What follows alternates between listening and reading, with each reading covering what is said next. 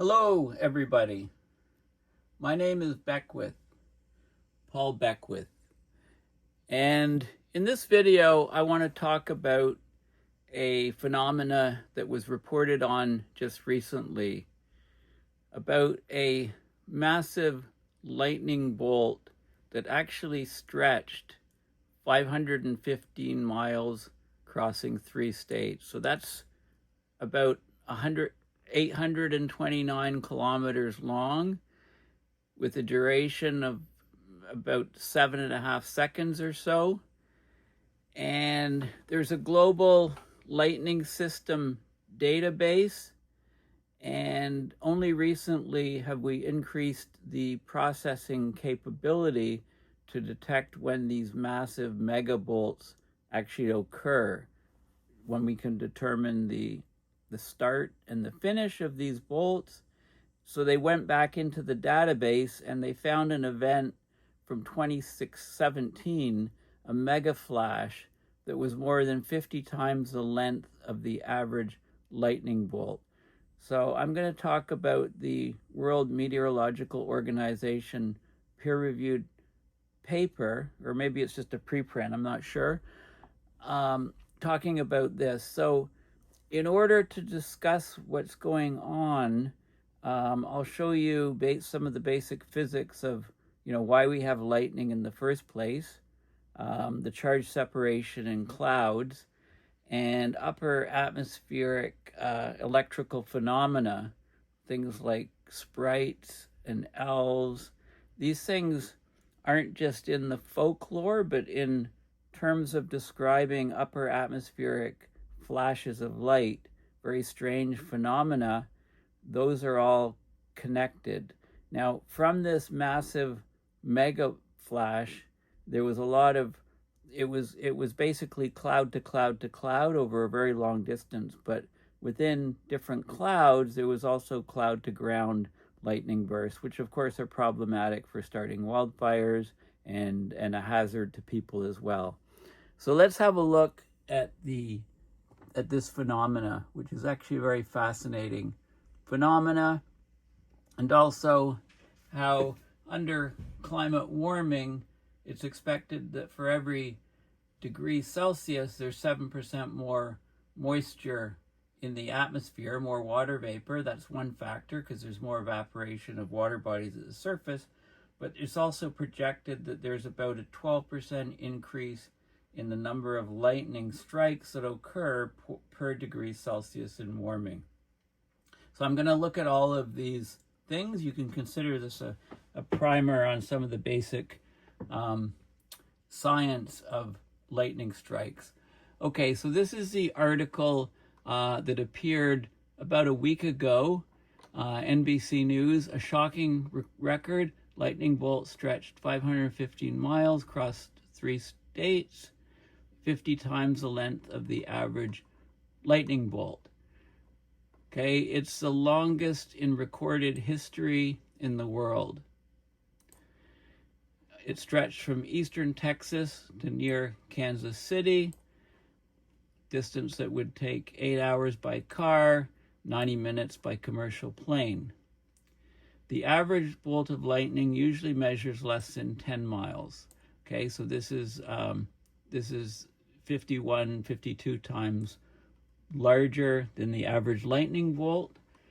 The WMO is a United Nations agency. It certified this mega flash as the longest lightning flash on record.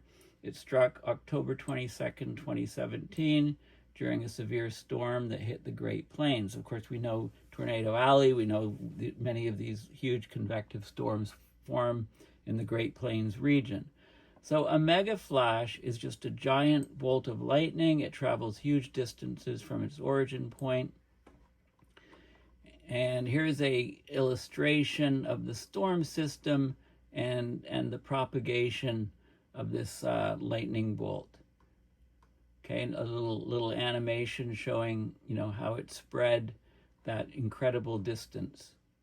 A visualization of a mega flash extended 515 miles or 829 kilometers.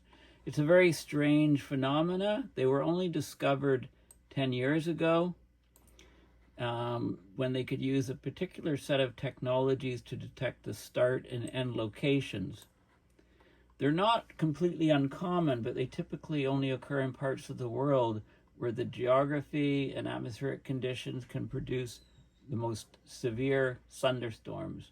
So the Great Plains, across the Midwest, right? We have the warm and humid air from the Gulf of Mexico colliding with dry, colder air from the north. There's a phenomenon called the dry line. You often get generation of massive thunderstorm complexes, and then tornadoes spin off from those. So you have very strong atmospheric instability in these regions.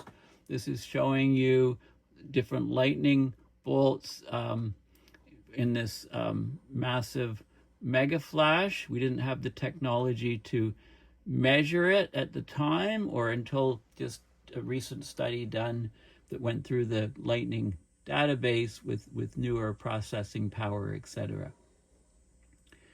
So these extra long bolts of lightning have been observed before in the US, Argentina, southern France, also probably occur in China and Australia. So there was an immense storm that blanketed a huge swath of the US from Texas up to Iowa and Missouri.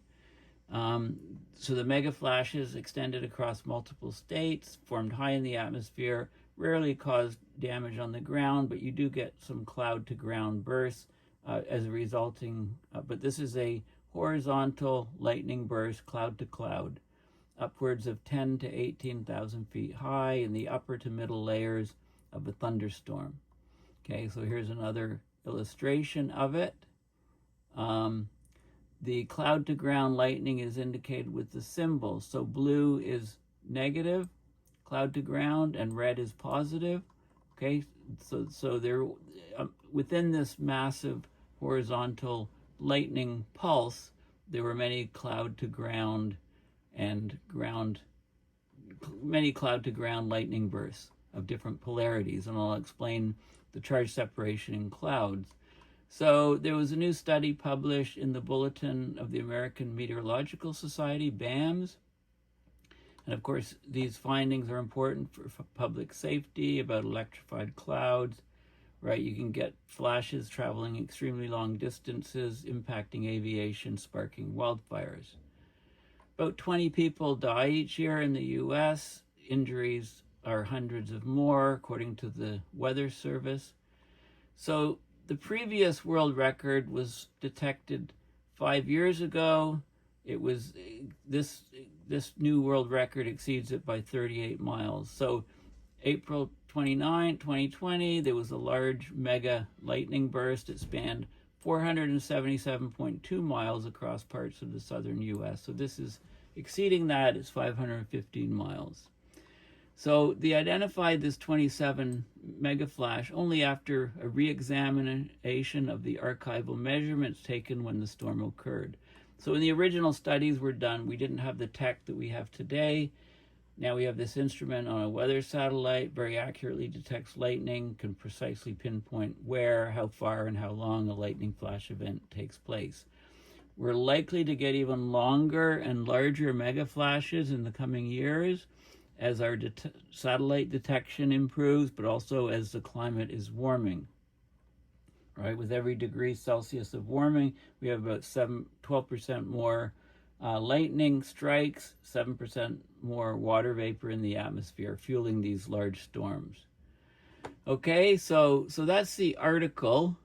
Now I'll show you some basic cloud physics. So this is showing you how you get charge separation in clouds, okay?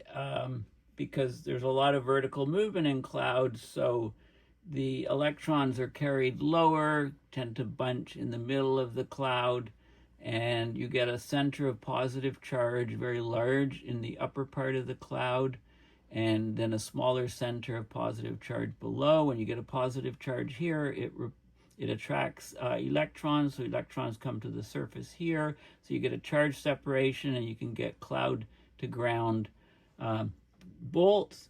If the cloud gets tilted and the negative charges make their way down here, then it's positive on the ground. And again, you get cloud to ground bursts. You also get cloud to cloud, right? Positive to between the positive and negative here. Between the positive and the ground of the air, you can get cloud to air discharges, and you also get discharges within the cloud, positive to negative separation, also here. Okay, so you get all of these effects. So what we're talking about with this Megaflash is cloud to cloud continuously over 515 miles. And there's some interesting, there's some good images here. This is Encyclopedia Britannica, measuring distance to lightning. And okay, so there's lots of information on different aspects of storms on this source. Okay, there's also other phenomena that we're seeing. So this is from Wikipedia, and you can see this. I really like this image here. So we got the troposphere where all the weather happens, the stratosphere where the ozone layer's up in here, the mesosphere where satellites burn up, and then the ionosphere out further. And you get these phenomena over thunderstorms. So there's the cumulonimbus extending up. And if it's powerful enough with enough convection, it actually punches through the tropopause and heads up into parts of the stratosphere. And you can see this cloud to ground lightning here near the core. You can have upward, it's called an upward superbolt. You can have this phenomena called blue jets here, up, in the blue color where the ozone is. Then you have cloud to air discharges, conventional cloud to air discharge. Superbolt is much longer. You have cloud to ground flash with spider lightning here. And when this carries from one cloud to another, it traveled the 515 miles, creating this super bolt. Now up higher in the stratosphere, okay, so way up higher, you get these, mostly in the mesosphere, you can get these low frequency discharges described by the name elves. They're called elves for real. You have sprites coming down, these filamentations coming down, red sprites coming down from the elves.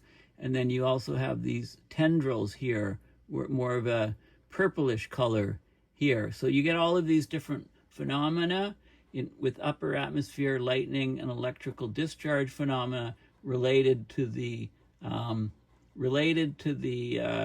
thunderstorms on the surface or occurring separately in some cases. So this is a really good illustration of some of the other phenomena. So this is sprites over Rome here, and red sprite up here. This is 10 or more sprite events here. I'm not sure whether they're, I guess maybe up here, I'm not sure. Red sprite seen from the International Space Station. Red sprite over Hungary. Okay, gigantic jet over the summit of Mauna Kea, over volcano, ionized air above. A jet photograph from the ISS, International Space Station. This is one of the elves, emission of light and very low frequency perturbations due to electromagnetic pulses. Okay, and this is a really good image here. So I went to Wikipedia. I had a look at sprites. You can get lots of information on sprites or red sprites. So they're above the tropopause, 50 to 90 kilometers high, or 31 to 56 miles high. Reports go back to at least 1886 and observing them. First photographed only in 1989. Some people call them upper atmospheric lightning, but they're cold plasma. So it's plasma physics, it's ionospheric physics, it's physics of the high atmosphere. They're more akin to fluorescent tube discharges and to lightning discharge. And they're also associated with other optical phenomena in the upper atmosphere, including the blue jets and the elves, which I've shown you in that illustration. So this is the first color image of a sprite.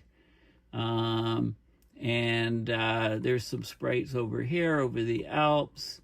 And so they talk about the history, the namesake, mythological entities, right? And yeah, you can see more images of them. Where they've been observed, there are different types of sprites. Jellyfish sprite, very large, 50 by 50 kilometers. Column sprites, large-scale electrical discharges above the Earth. They're still not totally understood, so like columns coming down. Carrot sprite, a column sprite with long tendrils, like the tendrils of a carrot heading into the ground. Okay, so there's lots of information here on them. You know, some ideas on how they're generated. So you can have sprite halos, aircraft can be damaged. And then elves, other upper atmospheric lightning phenomena. Here's where this image is again. Okay, so it's plasma physics. There's different TLEs, transient luminous events, is a preferred usage phrase for these events, as opposed to lightning bursts. They include halos, ghosts, blue jets, gigantic jets, pixies, gnomes, trolls, blue starters, sprites, and elves. Okay, so there's all of these different transient luminous event phenomena in the upper atmosphere. Okay, very, you know, very might be worth a video on all of these things separately. And a bit about the history. So these are the sprites here, the red sprites, the jets, blue jets up here, coming from cloud tops, mainly by thunderstorms, blue starters, something called gigantic jets, and you know, different information. Then there's also elves. This is the elves here, and it's an acronym for emission of light and very low frequency perturbations. Then there's trolls, transient red optical luminous lineaments occurring after strong sprites, appear as red spots with faint tails. Then there's pixies, unusual luminous events. They're less than 100 meters across. They're not related to lightning, very small. Ghosts, greenish optical emission from sprite tops, faint green glows. And they've done spectroscopy of them to measure the colors. Gnomes, type of lightning, that small brief spike of light points upward from a thunderstorm cloud's anvil top. Okay, so there's all of these upper atmosphere phenomena.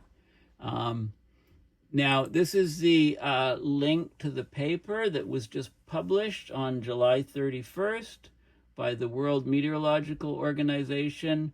It was reported in the Bulletin of the American Meteorological Society, BAMS, and I downloaded the PDF, and the PDF is right here. Okay, now before I go through this, I just want to say that there's an article here. All these articles are in the description of the video. This was a report on the 477-mile lightning bolt that spanned 3 states, set the world record, but this was just broken. This was reported in 2022. Okay, but we're up to 500, you know, over 500 miles in this new one. And yeah, so let's talk about the paper here quickly. The BAMS paper. Okay, so these mega flashes where nearly the entire electrified stratiform region, stratified layers and storms spanning multiple states is discharged all at once. One huge mega bolt, mega flash. It's important for lightning physics to understand the limits of what lightning in expansive charge reservoirs, when there's charge separation, clouds over long distances, is capable of. Okay, it's, you know, and hazards from it.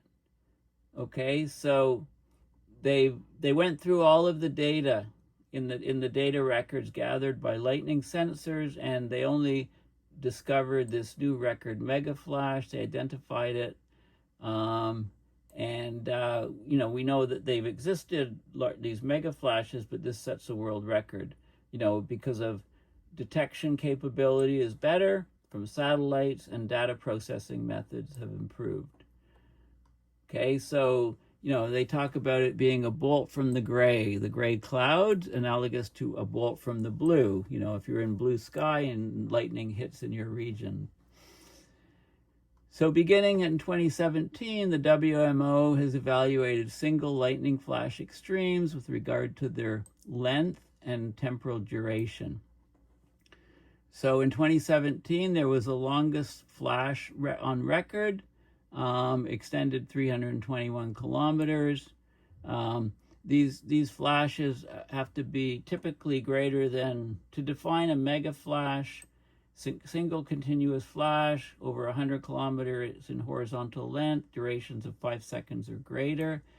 There's a geostationary lightning mapper sensor on the GOES satellite. There's also ground sensors. We can talk about these quasi-linear convective systems, these massive storm systems that are self-perpetuating and propagate over large distances. So the one moving through the U.S., 21st to 22nd, October 2017, had this discharge over 500 miles. Okay, so there was more recently, there was a Megaflash lightning discharge, 768 kilometers, 477 miles. That was in 2020. That was identified. So this new one just discovered is larger than this one. It extended 829 kilometers, 515 miles. Okay, so there's images here. This shows you the direction, latitude, longitude, time in flash in milliseconds. So this is 4 seconds, 4,000 milliseconds, or 4 seconds, 5 seconds, 6 seconds. And it shows you the propagation distance. So it started and worked its way up here, 515 miles, setting the new world record. And here's another image, and this shows the cloud-to-ground lightning strikes that resulted from the Megaflash. And they talk about the convective storm system, the detection. How can they propagate such long distances, and things like that. So lots of details, and what else is there? Of note is that such megaflashes often occur in regions far removed from centers of active lightning, sometimes much later than 30 minutes after the last local thunder was heard. Okay, so so anyway, there's a lot of detail in here about this phenomena. This was just published by the WMO, the World Meteorological Organization. Now, this article also appeared in Climate Central. WMO certifies megaflash lightning, world record. But what's in this article, which I'm twigging on, is there's a 2023 Royal Meteorological Society journal article quoted one study as saying a 12% increase in lightning occurs for every 1 degree Celsius of global warming. But it's complex because some places get fewer storms, other places get more storms. And I had a look at the link, and this is the article here. How does climate change affect thunderstorms? And it talks about the more commonly known rising global temperatures due to climate change means warmer air. That allows it to hold more moisture. Warmer air holds more moisture. Roughly 7% more moisture per 1 degree Celsius of warming. So that boosts the chance of thunderstorms, leads to more violent storms, more lightning strikes. And the intense downpours often lead to localized flash flooding, of which we've seen recently in Texas. In the journal Science, we can expect to see, according to an article, 12% increase in lightning activity for every 1 degree Celsius of warming. Countries like the U.S. could see a 50% increase in the number of strikes. It says by the end of the century, but we'll have 1 degree much before then. Okay, so this is the article, And then I went to the peer-reviewed paper, the report in Science, projected increase in lightning strikes in the U.S. due to global warming. This was from 2014. So lightning occurs more frequently when it's hotter than when it's colder, but how much more lightning should we expect as global temperatures increase? Currently, there are around 25 million lightning strikes per year. A proxy based on the energy available to make air rise in the atmosphere, convective available potential energy, and on the precipitation rates. They use this info to model the frequency of lightning strikes across the continental U.S. and predict that the number of lightning strikes will increase by about 12% for every degree of rise in global average temperature. So this is very significant, of course. Lightning plays an important role in atmospheric chemistry, in the initiation of wildfires, but the impact of global warming on lightning rates is poorly constrained. So they propose that the lightning flash rate is proportional to the convective available potential energy, CAPE. Very important parameter for storm chasers. CAPE times the precipitation rate. So using observations, this product of CAPE and precipitation explains 77% of the variance in the time series of total cloud-to-ground lightning flashes over the contiguous United States, CONUS. Storms convert CAPE times precipitated water mass to discharge lightning energy with an efficiency of 1%. They looked at 11 climate models, how CAPE was going to change, how precipitation was going to change, and they predict an increase of 12% increase of lightning strikes per degree Celsius of global warming. Okay, so, and this is behind a paywall, but I think I've said enough on this video. I just want to say, some of you are against the perplexity.ai, for example, but if it's a very quick way to research something. I asked, what is the largest extent lightning flash? How is the lightning bolt verified and measured? And could megaflashes become more common with climate change trends? And the answer is yes. Okay, a more energetic and complex atmosphere. Okay, well, thank you for listening. Please consider going to my website, paulbeckwith.net, and donating to PayPal to support my research and videos. Thanks again, and bye for now.